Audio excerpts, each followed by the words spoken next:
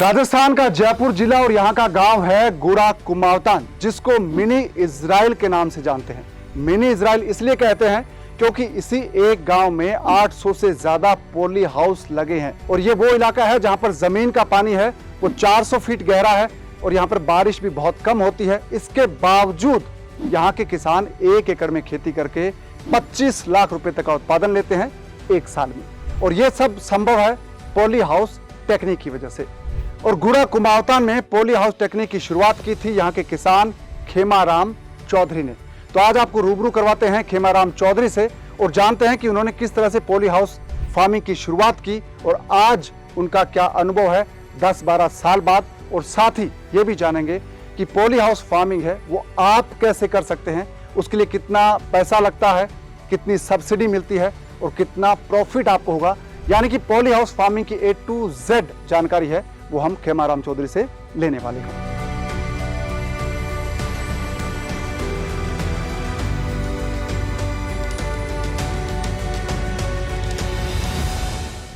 खेमाराम जी, आपका स्वागत है। हाँ नमस्कार, मैं किसान खेमाराम चौधरी। मैं आपको ये बताना चाहता हूँ कि ये जो तकनीक आधारित संरक्षित खेती है ये 2012 से यहाँ इस एरिया में चालू हुई थी, क्योंकि 2012 में मेरे को राजस्थान सरकार ने इजराइल भेजा था मंत्रियों के साथ में, और यहाँ वो तकनीकी देख करके और फिर जब वहाँ हमारे को बता रहे थे तो हम मान नहीं रहे थे कि इतनी पैदावार हो पाती है इसमें, परंतु हमने यहाँ आकर के इसको लगाया और इसकी पैदावार ली, तब जा कर के हमारे को विश्वास हुआ कि इसमें 15-15, 20-20 लाख रुपए की भी पैदावार होती है। और ये अभी आपने बोला कि 200 पोली हाउस लग चुके हैं, जबकि यहाँ इस टाइम पर 800 से 900 पोली हाउस लग चुके हैं और इतनी ही मात्रा में और लगाने के लिए कृषक इच्छुक हैं, परंतु टारगेट नहीं मिलने के कारण से किसान हताश है। मैं आपके इस चैनल के माध्यम से ये कहूँगा कि इस प्रदेश में या पूरे देश में इस क्रांति को जितना फैलाया जाए उतना ही किसानों की समृद्धि और आय में बहुत बड़ा इजाफा होगा। जिस प्रकार से हमारे इस मिनी इजराइल के छोटे से क्षेत्र को के किसानों का वो उद्धार हुआ है जो हम सोच भी नहीं सकते थे। खेमाराम जी, एक चीज़ आपने बताया कि जो संरक्षित खेती है ये एकदम कंट्रोल्ड वातावरण में होती है पोली हाउस, तो इसको लगाने के लिए जैसे आपका पोली हाउस है इसका साइज क्या और कितना खर्चा आता है इस पे? ये राजस्थान सरकार 4000 वर्ग मीटर पे 1 यूनिट पे अनुदान देती है और इसको लगाने के लिए पहले कोई ज़्यादा समस्या नहीं थी कि जिस टाइम पर चाहते थे किसान उसी टाइम पर लगा सकते थे, परंतु अब ज़्यादातर सारे किसान इस संरक्षित खेती को करना चाहते हैं और टारगेट नहीं मिलने के कारण से इसकी लॉटरी होती है और लॉटरी में किसी किसान का अगर नंबर आ जाता है वो तो खुश हो जाता है और ज़्यादातर किसान फिर मायूस हो जाते हैं क्योंकि फिर अगली साल लॉटरी का नंबर आता है।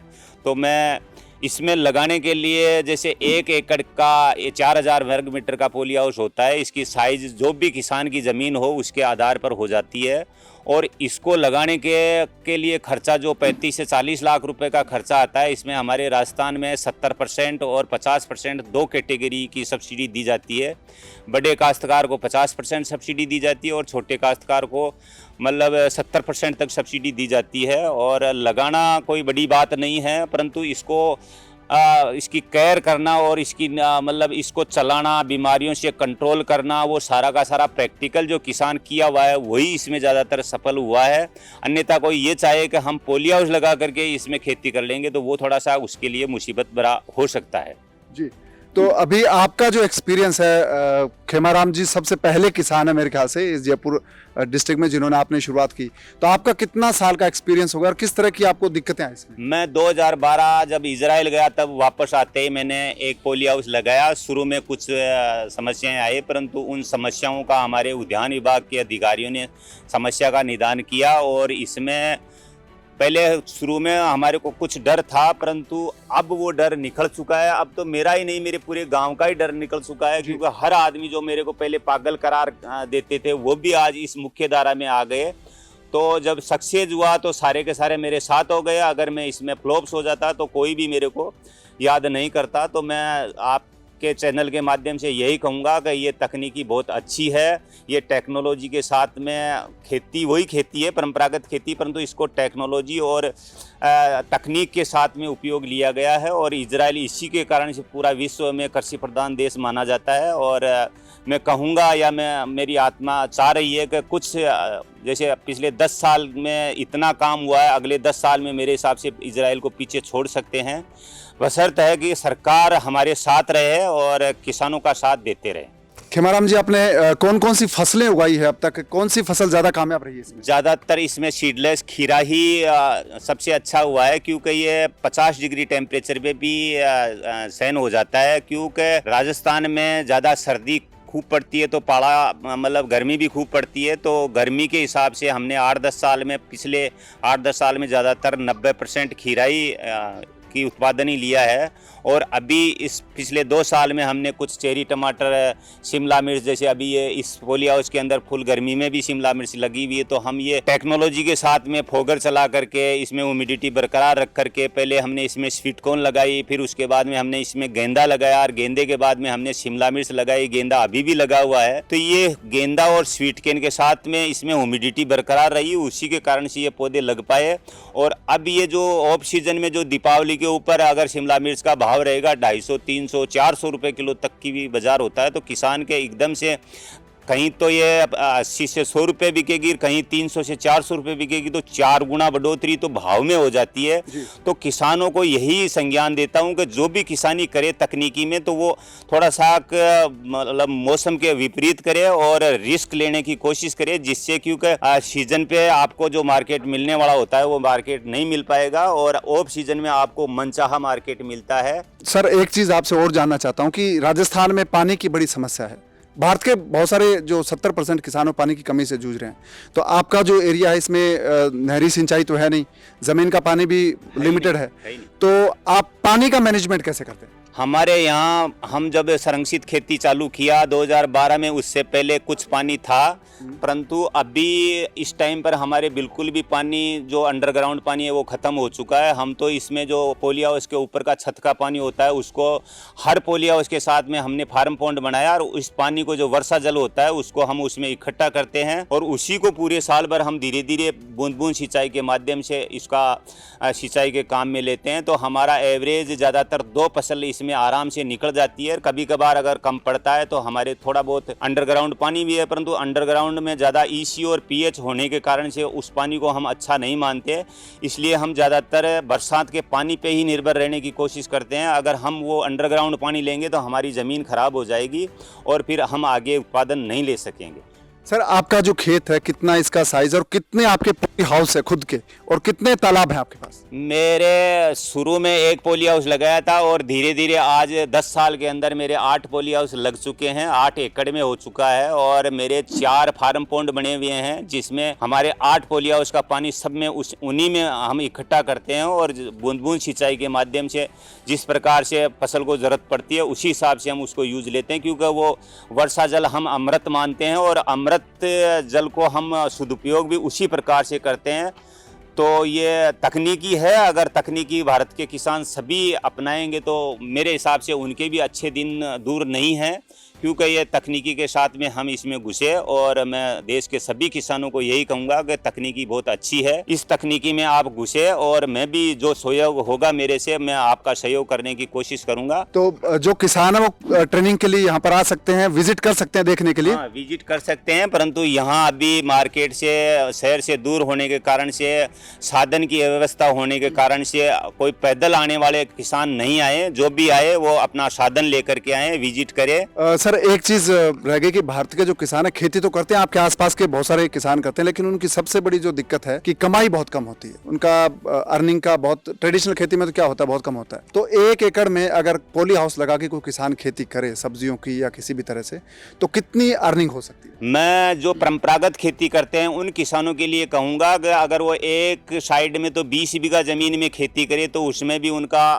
पेट पालन ही होगा या अपना गुजारा होगा। अगर आप उसकी बदौलत अगर 1.5 बीघा 1 एकड़ में अगर संरक्षित खेती करते हो तो उसमें मैं गारंटी के साथ में कह सकता हूं कि कम से कम 10 से 12 लाख या 15 लाख तक की इनकम पूरा खर्चा काट करके हो सकती है। और मेरे हिसाब से इससे बढ़िया कोई बिजनेस या खेती नहीं दिखती मेरे को अभी तक।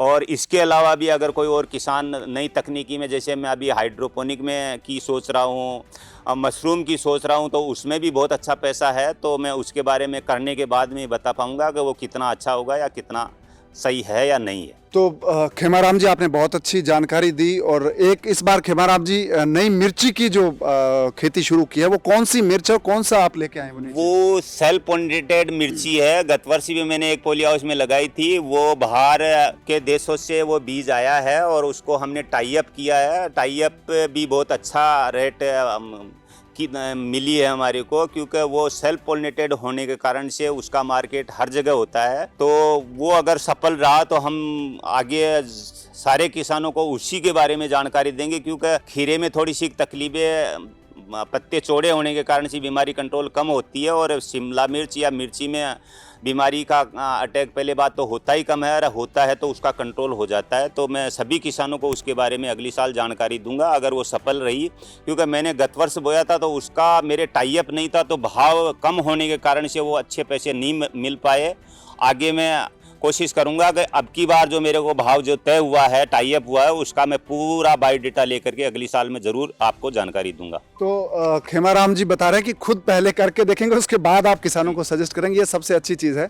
तो इन्होंने जिक्र किया कि पॉली हाउस फार्मिंग है वो बहुत ही अच्छी अर्निंग वाली है। लगभग आपका 20-25 लाख रुपए का अर्निंग, 20-25 लाख रुपए का मतलब टर्नओवर होता है, और 10 से 12 या 15 लाख रुपए नेट प्रॉफिट होता है।